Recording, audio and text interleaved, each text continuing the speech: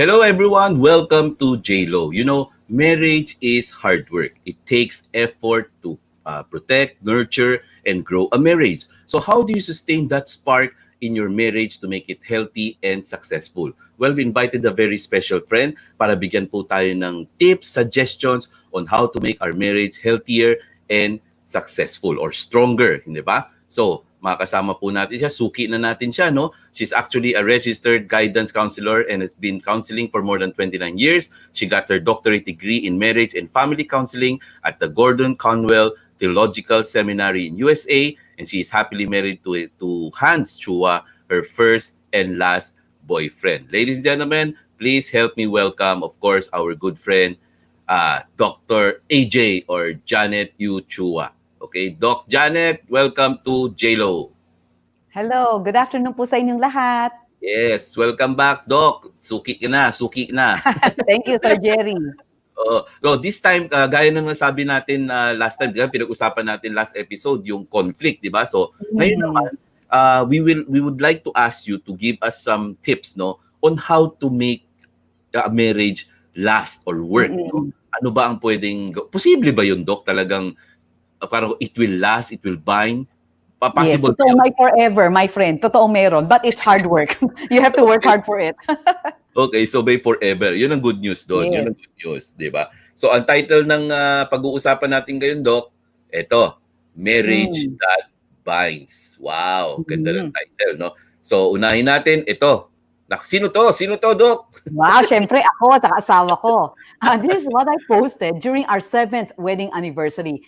This year, we're going through our 9th. But during our 7th anniversary, ito yung mga different pictures that I posted. Syempre, we traveled and we had memories. And it's nice to remember those happy memories. Yun.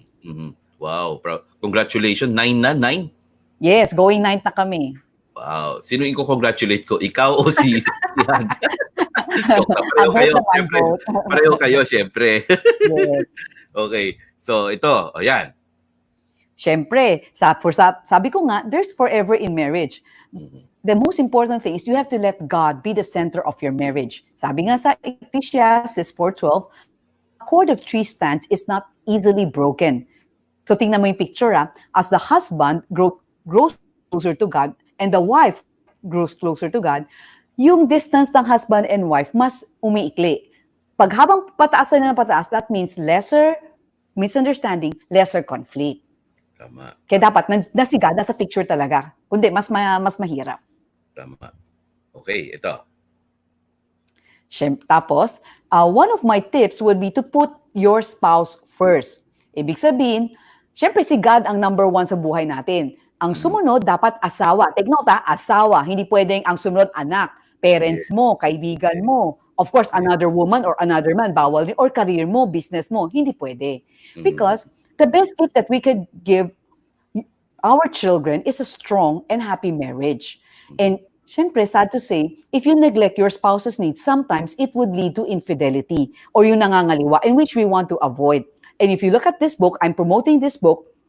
This is by Dr. Willard Harley. He wrote this book, His Needs, Her Needs. And it's really an eye-opener. Kasi if you look at the list, iba-iba pala ang needs ng lalaki at babae. If you look at the top 5 needs of men, sexual fulfillment, recreational companionship, attractive spouse, domestic support, admiration, wala lahat yan sa kabila. Tingnan mo yung sa women.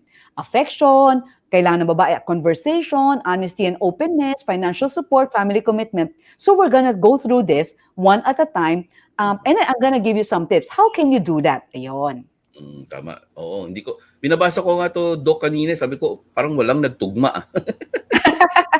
So, iba yung gusto ng lalaki, iba rin pala yung needs ng babae. Okay, so simulan natin. Number 1, his needs sa mga lalaki to. Yes. So, the number 1 need or one of the top 5 needs of a man is sexual fulfillment. Okay? Take note, need yan. Okay? For the guys. And sex is God's gift naman for married couples and is intended for pleasure and procreation. So, magka-baby, yung ganon. So, it's a gift from God. Okay? And pero syempre, para masaya yung mag-asawa, they have to agree. Let's say, ano pag-aagreean? Like, on the frequency of lovemaking. Let's say, how many times do you make love in a week or in a month?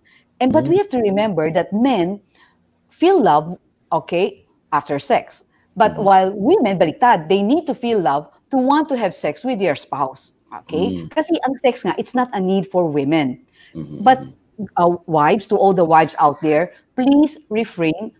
Please do not keep rejecting your husband. Especially, kunyari, sometimes, di ba, nagyayaya siya. Parang don't say, pagod ako, may lagnat ako, whatever. I know you're very tired, but do not neglect this part of his need. Pwede naman pag-usapan. Pag sobrang pagod ka, then you can openly say, but hindi naman pwedeng in 1 year, you don't make love with him all in 1 year. That's very difficult. Okay, Okay. kasi mafe-feel ng husband, he's not no longer desirable. Yun ang magiging feeling niya every time you reject him. Hmm. Okay, okay na parang wala, ano ka na, hindi ka na malaki na yung tiyan mo, parang ayaw ko Oo. na sa'yo. Yes, yes. Although even if let's say hindi yun ang intention mo, the husband might feel that way, no? Yes, yun ang dating. Yes, yes. And yun nga, Doc, gusto ko rin sabihin bago tayo magpatuloy that actually sex Hmm. is a gift from God, di ba? And this is to be shared Yes. by married Married couples. couples. Oo, Oo. yan. So, Importante kung mga yun, hindi pa di ba? nag-aasawa, syempre, ang payo ko, you wait. You wait until you're married na para it's really very special. You wait for your Tama, honeymoon night. tama, Yun. tama. That's right, that's right. Okay, ito pa. Ito yung sinabi mo kanina, no? Mm. Yes, you So these agree. are some more tips for the wives. Mm, Syempre, a lot of husbands would want their wife to initiate, even though, of course, for us, hindi siya ganun kadali. But mhm, gusto nila, from time to time, tayo naman ang mag-initiate. Like, mhm, siguro then you wear a sexier lingerie, mag-perfume ka. Tapos, kasi here in the Philippines, there's one phenomenon that's very different from the Western people. mhm, Like, magkasama lahat tayo sa isang kwarto, magkakasama tayo. But I would suggest, sana kung yung anak niyo po ay 2 years and above na, mhm. we train them to sleep in their own bedroom para naman may privacy May yung husband and privacy. wife. Yes. Yes, tama, tama. Oo, dapat gano'n kasi minsan nasa gitna pa yung bata, eh. Ay, totoo. Totoo, storbo. Oo. Pero, syempre, tandaan natin, sexual desire, it diminishes with age. Syempre, pag tumatanda na tayo, the frequency talagang kumukonti. Okay? Kasi Mm, napapagod na, tumatanda na yung katawan natin. mhm, Busyness, okay? And sickness. Okay? It mhm, all of this affects the sexual desire. mhm, So, para hindi tayo mag-away, since this is a need for the guys, we have to agree on sexual practices, okay? Kung what kind of contraceptive ang gagamitin natin, gagamit pa tayo, okay? mhm, How mhm, many children do you want? Okay? hmm, Kasi kung di mo pag-awayin lahat yan. Or let's mhm, say, kung wala tayong anak, are you open to have AI, in vitro, mhm, surrogacy, yung mga things like that? Or sabihin mo, are we open for adoption? These things have to be agreed on. mhm. So, in other words, kailangan na pag-uusapan lahat ito, 'no? Mm, mm. Oo, kasi importante nga kasi so that you will know also the preference of your partner, 'no? Yes. Kasi baka ina-assume mo na lang, hindi ba? Oo. Tapos mag-aaway na naman kayo. Tama, away na naman yan. Okay, balikan yung Okay, ito linya naman. nila, Okay, conflict tama. management. Yes. Oo, On the her other hand, needs. kung ang gusto ng lalaki would be a sexual fulfillment, the wives, they need to feel affection. Eh, di ba Mhm, sabi nga sa Bible, husbands, love your mhm, wives, just as Christ loved the church and gave himself up for her. So, ibig mhm, sabihin, for the husband, loving the wife is sacrificial, just like how Christ died for sinners like us. mhm. Yon.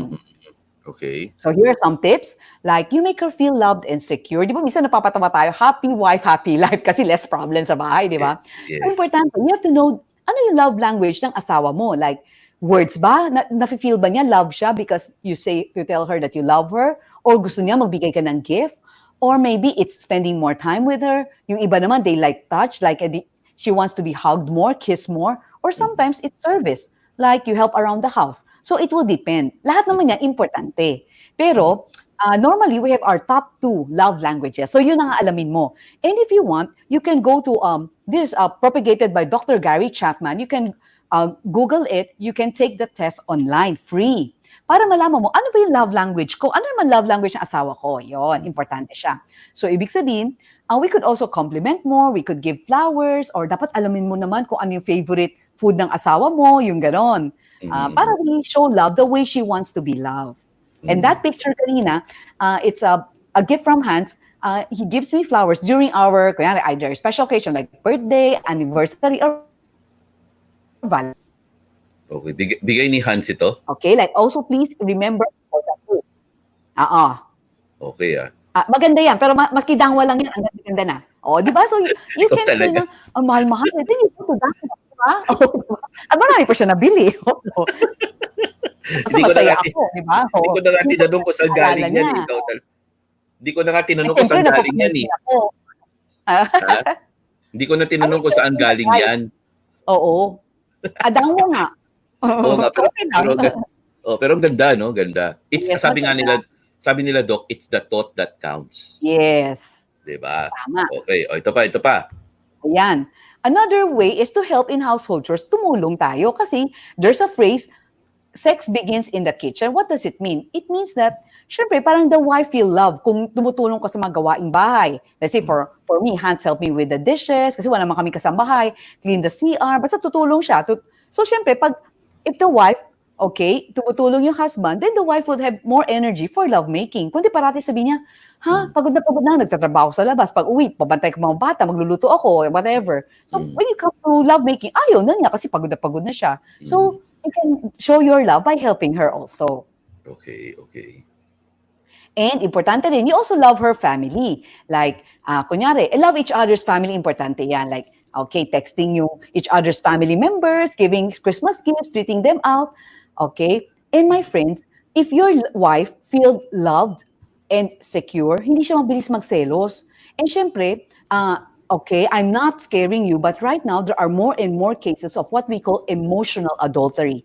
Okay, Mhm, kung sa mga lalaki, ang um, ang temptation would be physical adultery. You sleep with another woman, okay? mhm, For the mhm, girls who are, or for the wives who are lonely or who feel unloved, it's easy for wives, unloved wives to fall into emotional adultery. Ibig sabihin, online affairs.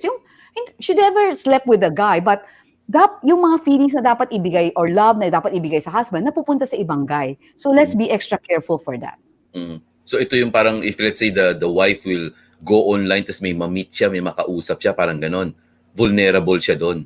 Yes. Kasi nga imagine mo siyempre somebody exciting, tapos siyempre ang pinapakitang picture yung, gwapo pa siya, Hmm, whatever, tapos ang bait-bait. Actually, sa totoo lang, for most girls, we don't need somebody who's handsome. We want somebody who pays attention to us, who yes, listens when we talk, who makes yes. us laugh. Yun Time, ang mga weakness ng mga girls. Who makes us time. feel special. Ayun. Bibigyan siya ng importance saka time. Yes, yes.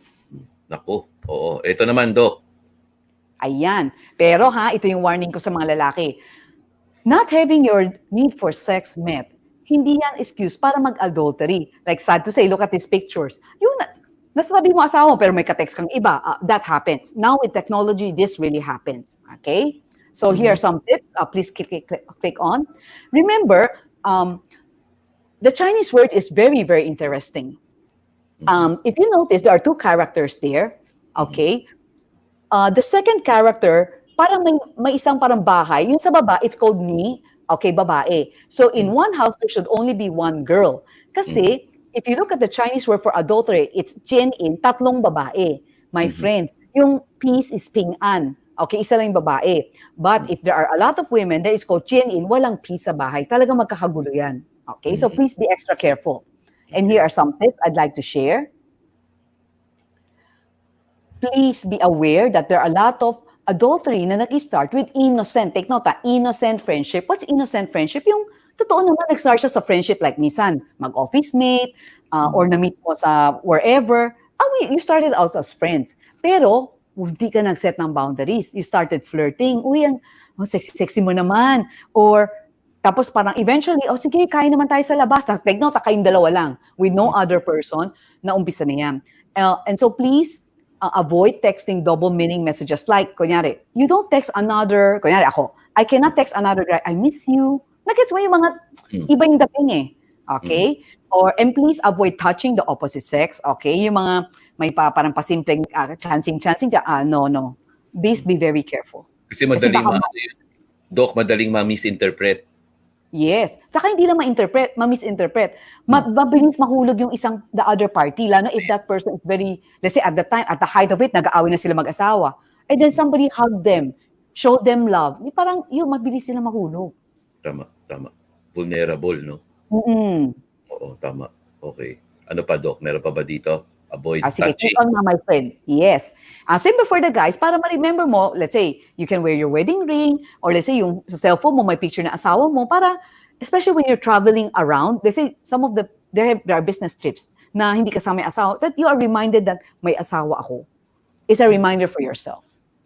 tama, tama. Kadalasan tinatanggal dok yung singsing eh. Oo, totoo yan. 'Di ba? Pero Oh, siyempre, may ikaw? mga tao naman na Oo, hindi sila sanay mag-wear ng wedding ring. That's okay. As long as okey. you don't fool around. This Yes. picture is a picture of Dr. Billy Graham and Hmm, his wife, Ruth Graham. Sad to say, both of them are already deceased. But you mm, know what?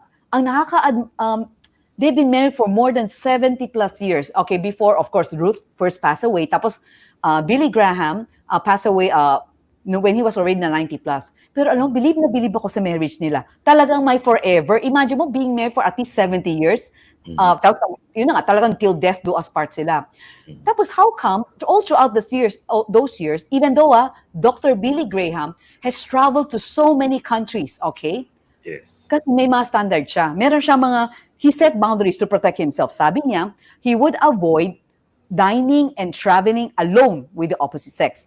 Isa yon. Pangalawa, meron siyang tinatawag na accountability partners. Ibig sabihin, there's a group of guys that he trusts and they ask each other like, okay, are you still in love with your wife or are you in love with somebody else? Yung mga ganon. Mhm, Yon. Tapos, here are some tips. Siyempre, kunyari, ikaw yung nagkamali. The erring party, of course, number one, you confess to God. Then, mhm, number two, you confess to your spouse. And then, syempre, importante, cut off all ties with the third party. Kasi mhm, hindi talaga magkakaayusan kung merong isang third party. mhm, Okay? Tapos, let's say, if the couple decided, it's okay, take note for me, temporary separation. Maghiwalay muna kayo ng tirahan. Bakit? Para makapag-isip-isip muna yung each spouse. And mhm, then, both of you have to undergo counseling kasi it takes time to build trust. Na-hurt mo yung isa eh. Tapos it takes time to get over the third girl or the third party na lalaki. Yon. yes. And but it's possible that God can help you forgive and heal your family. Mhm, Pwede. Okay? There have been a lot of cases na ganun. Kaya. Pero syempre, na-guess mo, kung marriage is already hard work, having adultery in the picture, it's harder work just to be mhm. able to save the marriage again. Right, So right. please do not fall into that na lang para mas walang problema. Yeah, but you really have to, kumbaga sa ano, do everything in your power to really regain back the trust just in case nagkamali ka, di ba? Tama po. Okay. So ito, Doc, second need. Yes. Recreational companionship. Yung pala, gustong-gusto ng mga lalaki na may kasama during their R&R. Like kunyari, may sports si husband or my favorite hobby. Gusto niya samahan mo siya. Okay? Mhm, Like learning something new together. Gusto rin nila yon. Okay? mhm, Like you can try out archery, diving, painting, going to museums, yung mga ganon. mhm, And syempre, maganda rin na we can be our spouse best friend. So, mhm, importante, you go out on a date at least once a month. Actually, dapat once a week. Pero minsan, yung iba, hindi kaya ng budget or dahil maliit pa yung anak, at least once a month. And it's mhm, important that as a couple, you can have fun together, laugh together. mhm, Having said that, it's also important that to give each other some me time. Ibig sabihin, let's say sometimes Hans will tell me that he wants to go out with some of his friends. Hindi ako kasama.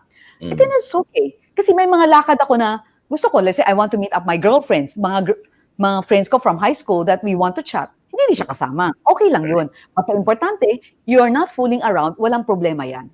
Yes. So para meron kang time for yourself, hindi ba? Hindi yung parang Tama. para may ano, parang may mamimiss mo yung ano yung tawag mo doon, yung element na mamimiss mo, hindi ba? Tama Kasi yan. parati mo kasama, Sometimes makes hindi the ba? grow fonder. Oo, sabi ikaw na naman. Tawang-tawa na siya. Oo, ito. Her needs, Tapos number kung gusto two. naman ng lalaki, recreational companionship, yung doing things together, iba naman yung babae. Mm, Actually, they want intimate conversation. Ibig sabihin, importante na mag-usap. Yun ang importante sa babae. Ang mm, problema natin ganito, sabi nga ng isang author, Dr. John Gray, mm, men are from Mars, women are from Venus. Ibang-iba yung lalaki sa babae. mm, Most men, okay, are what we call condenser. Ang babae, amplifier. Sample, what do you mean by condenser? You ask a guy, kamusta day mo? Okay, fine, same, gano'n lang. Pero pag tinanong yung babae, amplifier. Kanina, anong oras ako nagising? Pumunta ako ng market, nagtrabaho ako, ay sino nakausap ko? Amplifier, detail to the max. mm, Pero, tas iba pa, when they're under stress, take note girls, remember this, men need to be alone. Mhm. Baliktad. Pag stress sila, they want to go to their caves. Kaya galing trabaho, no, pagod na pagod yung asawa mo. Give them time to be alone na magbasa ng dyaryo, YouTube muna, or maglaro sa cellphone, or manood ng TV kasi they need to de-stress. Pero Mhm. pag tayo, most of the time, most women, pag stress naman, they want to talk, either talk to the husband or call a friend. Yun. Kaya ibang-iba. So you have to understand and meet each other halfway. Like, you can ask the husband, okay, then when will be a good time to talk? Maybe Mhm. during dinner, yung ganon. Pero Mhm. husbands, bigyan mo naman ng konting time yung asawa mo. Mhm. Okay. Agree on best Okay, time to just talk. keep talking on. Yes.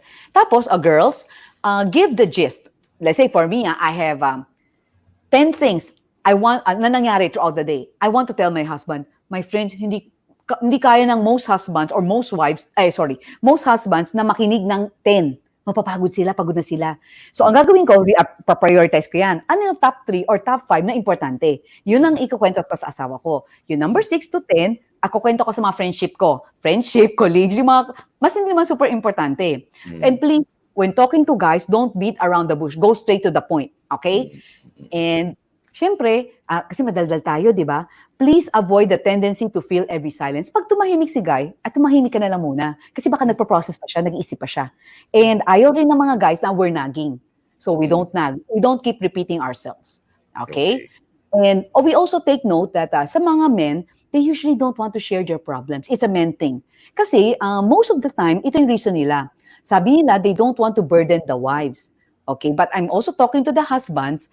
Alam mo, as wives, we also want to be part of your journey. So Mhm. maski may problema ka, if you tell us, totoo naman, we cannot help solve your problem, but we can help pray for you and support you. And we Correct. want to be part of that. Oo. Kasi minsan yung sa mga lalaki parang they want to keep it to themselves na lang, hindi ba? Mm. Yun. Mm. Keep in touch. Yes, my friends, throughout the day, especially since it's a need for women, ang intimate conversation for the guys, please keep in touch throughout the day. Okay, like pwede ka mag-call, text, messenger, Viber, or once in a while, magpadala ka ng card. Ano gets mo, hindi mo kailangan mag-call all the time. We're not saying that. But at Mhm. least man lang yung, parang kunyari, during lunchtime, o text ka lang, lalo Kumain na ka pag na ba? nagtatrabaho kayo. Yes, ganun lang. Oo, oo, Just, tama. then it makes us feel love na, oh, you remembered us. Ganun lang. Yes, yes. Yung nga sinasabi nila na parang despite of your busy schedule, naalala mo pa ako, 'di ba? Yes, that's it. Siguraduhin mo, ito biro lang 'to, Dok, siguraduhin mo lang, siguraduhin mo lang tama yung pangalan na ilalagay mo, Oo, lagot ka. Pag iba yung nagka-text mo, lagot ka. You're dead. Oo, katulad ikaw, Janet, sabi niya, "Hello, Cindy." Patay! Ay, lagot ka. Oo, biro lang, biro lang. Okay, ito naman, Doc, learn to listen, sabi. Oo. Kasi 'di ba kung sa mga babae, we want intimate conversation. For the guys, you have to learn to listen. Okay? Kung yung mga babae, I told them na to limit the time na kausap ka para hindi ka ma-stress. Pero you also have to listen to the girls. Okay? Like give your full attention, no cellphone. Tingnan mo yung picture dyan. Habang kausap si girl, nagde-date. Aba, wala, Yung isa nagte-text. Oo, naglalaro o naglalaro. nagte-text. Oh, 'di ba? And syempre pagkausap ka, turn off the TV para walang distraction. And Mm, please, guys, kasi guys have a tendency to offer solution. When your wife is telling you a problem, we don't need you to tell us the solution. Marunong naman kami mag-isip. We just want somebody to listen. Okay? So you can react appropriately. Like, kunyari, masaya yung asawa mo, may nabili siyang mura. So you just smile, encourage. Ayun. Para, okay, sige, okay, tell me mm, more. Yon. okey. Tapos, siguro you can also paraphrase what you think you have heard. Like, kunyari sabi niya, alam mo kanina, yung sa office, napagalitan ako ng boss ko. Hmm, Ah, so parang malungkot, no? Parang nakaka-down, no? Or naiinis ka, no? Or something like that. Yun. Para ma-feel ng asawa, na-feel mo rin yung na-feel niya. tama. Hindi yung parang dinidedma mo lang 'no? Gano'n? Hmm. Yes, oo. Or you can also ask questions. Ano ibig mong sabihin nung sinabi mo ganito? You can clarify naman. Mm, tama, tama. Okey, ano pa? Ito ayan, pangatlong needs ng, mga husbands. Attractive spouse. Okay. Ooh, Kasi most men are visual. Ibig sabihin, mm, talagang they're easily attracted by sights. So tayo, being wives, we have to make ourselves attractive. Okay? Syempre, hindi ko naman sinasabi na we can, Ang hirap eh, kasi syempre as we grow old, syempre like ako, nagkaka-white hair rin ako, nagkaka-wrinkle rin, tataba rin ako. Syempre, I want my husband to love me for who I am. But on the other hand, on my part, since I know it's a need for him to have an attractive spouse, I also try to maintain a certain level for that. Yon. And syempre, for the guys, please avoid taking a second look at another woman. Okay, sabi nga sa Bible, anyone who looks at a woman lustfully has already committed adultery with her in his heart. Mas hindi pa ginagawa. Kasi it starts with the mind eh. That's why Yes. for a lot of guys out there, please shun pornography. No to porn, okay? Lalo ngayon, it's so easy. It's accessible eh. Oo, Internet, sa internet. di ba? Ang bilis na eh.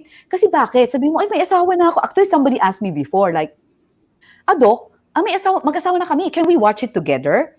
Ang suggestion ko, hindi. Bakit? Kasi when you, of course, we're not into porn, pero you just look at the magazine, the porn, parati yung mga leading ladies nila o yung mga men, wow, ang sexy, di ba? Perfect figure. Yung mga guys, wow, six-pack, ang gaganda ng katawan. Tapos may pagtingin mo sa asawa mo, ay, ang taba-taban, ay, kalpo na. O di ba yung gano'n? So, Aray. oo, aray, sorry. You will become dissatisfied with your spouse's body. So, pero some people would say, but I want to learn more about sex. Oh, there are good Christian books on sex. Then it's also in the context of marriage. And for the guys, please avoid functions na alam natin, let's say, there are, let's say, that you could be prone for premarital, so extramarital sex, yung mga ganon. And run away. Minsan naman, may mga babaeng hahabol sa inyo, even though you're already married, then run away from sexual temptation. Just like sa Bible, there's a person named Joseph in Genesis, he ran away from temptation. Do that. Yung Potiphar's wife, no? Yung ba yun? Oo. Yes, very good. Oo, yung Potiphar's wife. So, ang sinasabi mo, Doc, ganito pala yun. Pag let's say, for example, yung sinasabi mo, even magazines or let's say yung mga pornographic films, ganun. Correct me if I'm wrong, ang sinasabi mo dito, pwedeng ma-insecure, ma-feel insecure yung dalawang partner, yung makikita niya, yung isa sexy-sexy, yung isa puro six-packs and everything. Pwedeng mag-develop ng insecurity yun, Doc. Yes. Pwede siya mag-develop ng insecurity. At the same time, yung other spouse naman, parang hindi na siya matutuwa sa husband or sa wife niya. Hindi na siya satisfied. Kasi ang nakikita niya, ang sexy, ang gwagwapo. Tapos feeling niya, ay, hindi na gano'n asawa ko, sige, maghanap na ako ng iba. Yun ang danger. Okay. So, iwasan na lang lahat yan, no? Yes. Dapat pala, Doc, gumawa tayo ng magazine na puro, puro walang six-packs, wala lang. Hindi na mabenta yan. Okay, ito naman. Ito, pangatlong needs. Ayan, sa Ng her. babae. Yes, it's openness and honesty. Like, for women, it's very important for us, yung emotional honesty. Like, yun na nga, nagsishare yung thoughts, feelings, likes and dislikes, yung asawa. Okay. Tapos, importante rin sa amin, okay, another kind of honesty is historical honesty. Ibig sabihin, dapat, umpisa pa lang, be very open about your past. Kasi mas mahirap is, let's say, hindi ka nagsabi, let's say you're married for 10 years, tapos biglang may something from the past came up, tapos hindi mo sinabi sa wife mo in advance, magkakaproblema, magkakaroon tayo ng trust issues. So, including weaknesses, failure, it's okay. It's okay, just be honest. Yun ang importante. Sa babae, matatanggap namin, just be honest. And of course, current honesty is important. Like, kunyari, pag tinanong ka, saan ka galing?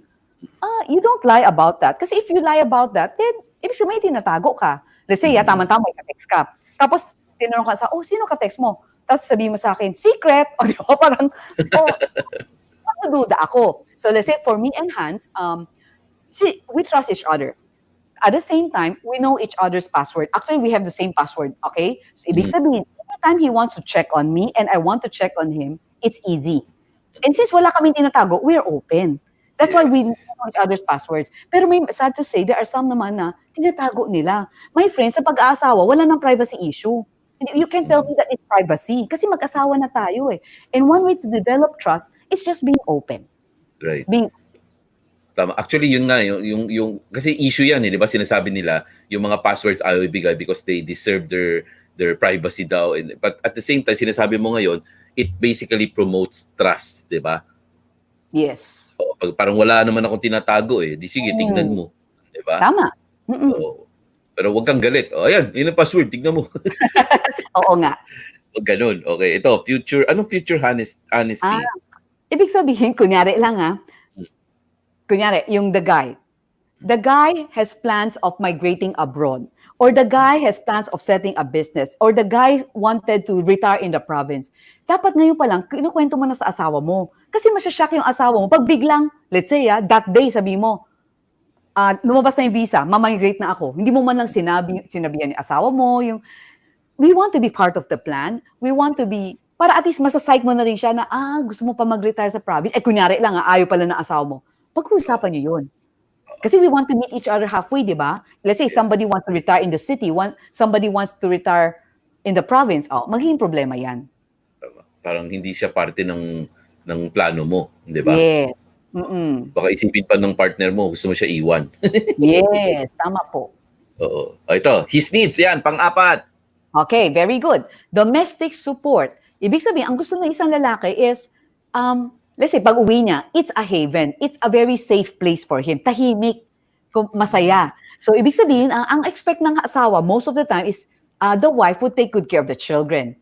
Siyempre, pag uwi niya, gusto niya, medyo malinis yung bahay. Yung mga ganon. Yun ang gusto niya. Tama.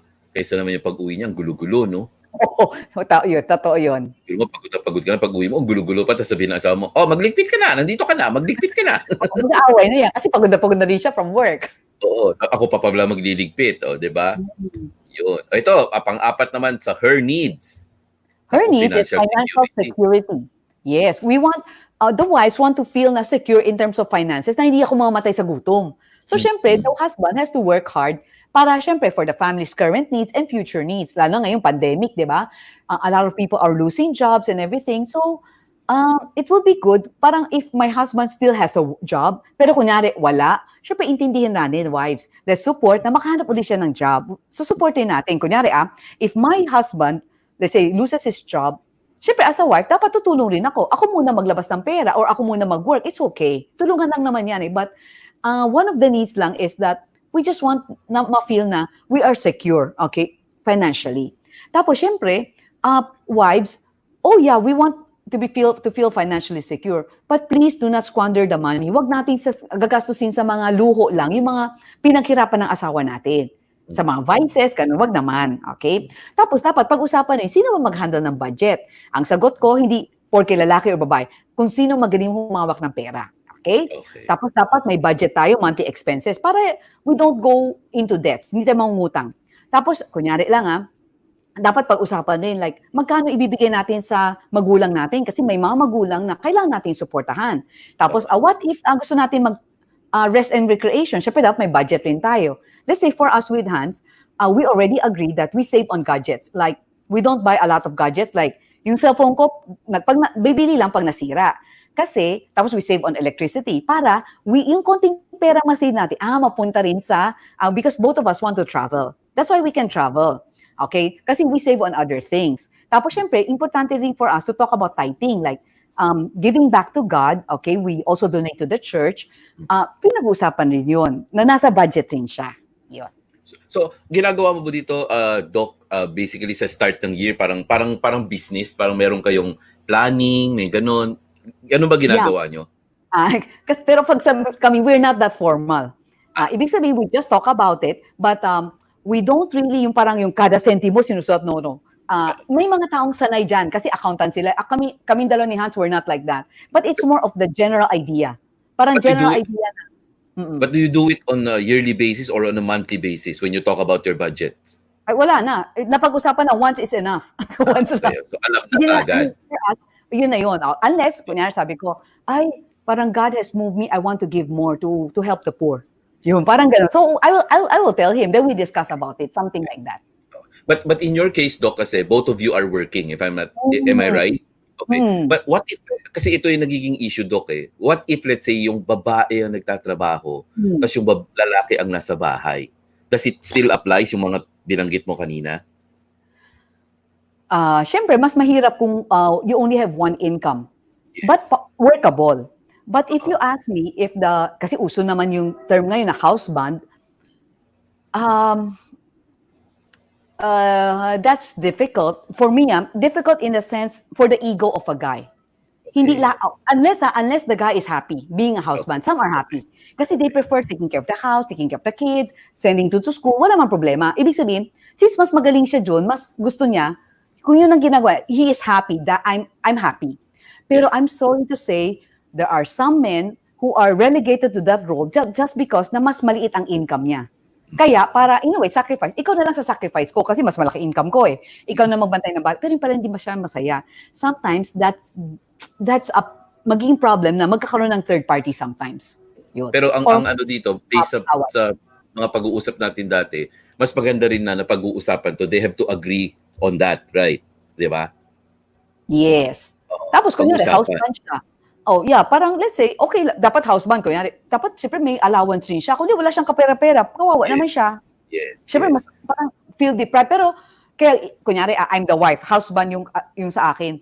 Dapat I should not let him feel na or I don't wait for him to beg for money. Kawawa naman Yes. siya. Dapat ako mismo na ma-appreciate ko kasi ang hirap din naman magbantay ng bata, di ba? Tama, tama. And ano, parang it's not an excuse also for you not to perform your wife duties, hindi ba? Just because you're working, di ba? So make him feel na siya pa din yung padre de pamilya, di ba? Yes, Parang very ganun, no? good. Very Di good. ba? Oh, Tama alam yun. na alam ko. Husband ka ba? Secret! Sabi. Secret. Okay. So ito, Doc. Next natin, yan. Number 5 ng his needs niya. Okay, admiration. Ibig sabihin, the husband wants to feel admired. He wants to be appreciated. So please do so. Text to tell them na parang, oh, thank you for working hard for our family. Yung mga ganon. Gusto nila yan. Appreciate them. Or kunyari, like for me, once in a while, I also post in Facebook to appreciate my husband. Let's say during his birthday, anniversary. Tapos focus on his positive qualities. Kasi pag you keep on looking at the negative, mag-aaway lang. So you appreciate him na, uy, thank you for being helpful. Thank you for being thoughtful. Ayan. Then lower your expectation. Just accept him for who he is. Parang make him feel proud, no? That you're proud of him. Yes. Tama.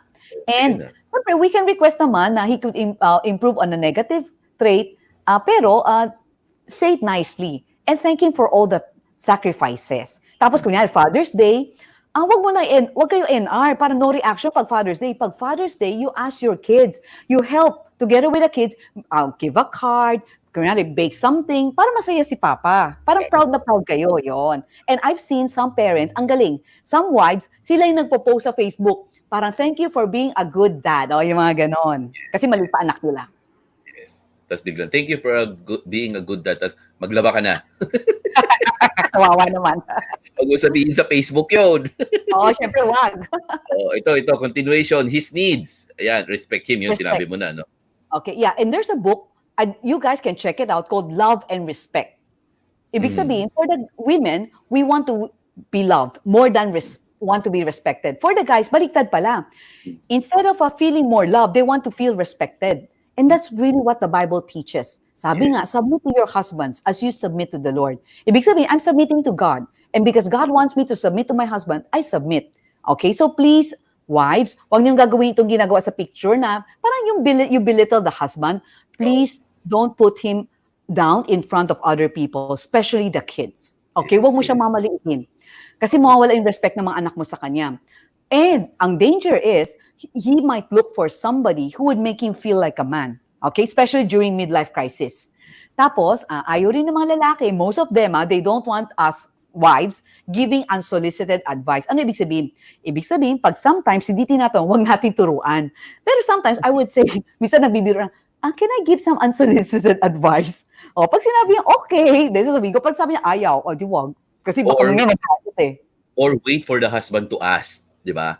Yes, tama. Ano sa tingin mong ganito? Tama? Yes, oo. Kasi minsan, pag ikaw nagtuturo, para kang you come across as like being the mom or the teacher, ayaw nila yun. Yes. And but for the guys, even though you don't like unsolicited advice, I would also want you to suggest that you listen. You listen to your wife's suggestion. Suggestion lang naman, para makinig lang kayo. Kasi sometimes, women have a sense of intuition na minsan hindi talaga sa sense ng mga lalaki. Yun lang. Tapos, alam mo, Doc Janet, ito nabasa ko rin, there is a way daw na parang, even if let's say sa'yo galing yung advice, you make the guy feel na as if sa kanya galing yun. Yes, tama. Totoo yun.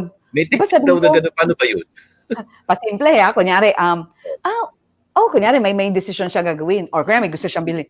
Parang mas maganda yung ganito. Okay, tapos binili na yung suggestion mo. Okay, so when people ask, ay, ganda naman taste. Oo, ang ganda, magaling pumili asawa ko. Tatahimik na ako, nila sabihin, hindi, ako nga nagturo niyan eh. Ako nagsabi niyan. Wag. You just Yes. give him that kind of respect para masaya siya na, okay. And in the future, hopefully, he would listen rin to suggestions. Yun. Tama. So, yun nga may isang technique na gano'n, ano, na parang you make it appear as if he was the one who made the decision, not you. Parang ikaw, suggestion ka lang, pero ang Yeah, nag-decide hindi ka siya, tama. Yes, 'di don't ba? demand. You just suggest. Don't Yes, command.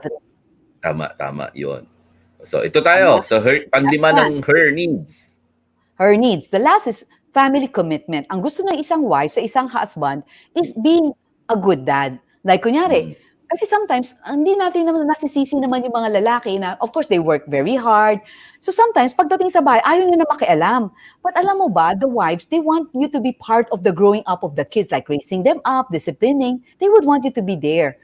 Tapos, syempre, if you are God-fearing, syempre, gusto rin ng wife na ikaw yung nag-lead ng, kunyari, magpe-pray together, let's go to church together. Syempre, gusto niya, yung husband nag-initiate. Tapos yes, also oo. spending time with the kids, playing with them, ayan. Gusto rin ng wife yan. Para maging close kayo as a family, like having meals together, maski 1 meal a day. Di ba? Kasi sometimes, dinner lang naman tayo magkasama. So you make it a point to come home for dinner. Mm, Tapos you can help tutor the kids kung mas magaling ka sa science or math. And syempre, masaya rin kung ikaw nagpa-plan ng family trips. Pero tama. syempre, kunyari, ay, hindi ko talaga forte yan. Then you let the wife plan. It's okay. Kung Mm, kaya mo lang. mm. Pero make it, yun nga, parang kumbaga sa ano, make it a parang be involved. Parang gano'n yun ang Yes, sinasabi niyo. very good. Mm-mm. Oo. Kasi kadalasan kasi, Doc, ang nangyayari, parang ako yung lalaki, ako yung nagtatrabaho, office ako, I bring parang Mm. resources, I support, tapos sa bahay, si mommy, then that's it. Yun yung parang ano, division, hindi ba? Mm. Dapat pala walang division. Yeah, Dapat tulungan lang magtulungan. tayo. Yes, Yes. yes. Okay. So, yan yung 5, Doc. Ako. So, sana yung mga nakinig sa atin, I'm sure there are a lot of challenges that they will be encountering pa sa kanilang married life. Kaya, pag meron pa kayong mga katanungan, marami pa kayong mga gustong matuto, ito ang gagawin natin. Punta kayo sa page ni Doc Janet, di ba? Yes, Oo, you yung can comment. Mm-mm. And ask adjusting, questions. yes, adjusting your heart with Doc AJ Chua. Talaga alam ko, ang daming nanonood sa'yo, marami ka natutulungan. So sa mga manonood natin ngayon, sa mga viewers natin, if you want to learn more, no, pumunta po kayo sa YouTube channel at Facebook page ni Doc AJ, no? At marami kayong matututunan doon, di ba? So actually ito, ano lang to, parang tawag dito, parang patikim pa lang to, teaser, di ba? Kasi napapanood ko yun, Doc, marami kang mga exercises, ang dami mo mga tips, Hmm. no? So, kaya sabi ko, dapat talaga dalawin nila, di ba? Thank you. Damihan mo yung paggawa mo nito. Oo.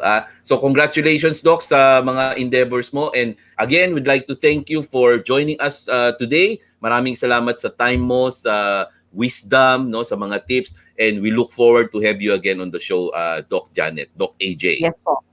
Okay, Yes. so maraming salamat at siyempre regards to Hans, to your Thank family, you.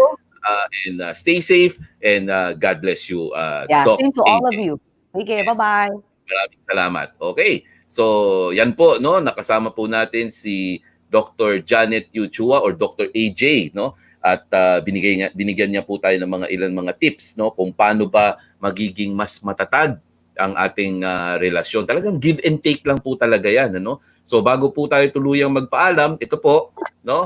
1 Corinthians 13, 4-5, huwag po natin kalimutan. Love is patient, love is kind, it does not envy, it does not boast, it is not proud, it is not dishonor others, it is not self-seeking, it is not easily angered, it keeps no record of wrongs. Okay? So maraming salamat po sa inyong panonood. For more of J-Lo's webisode, simply visit our Facebook, Instagram, Twitter, and YouTube channel. Like nyo po yun, isubscribe nyo, ishare nyo po, Jerry Liao Online. Maraming salamat po sa inyong panonood. Stay safe everyone.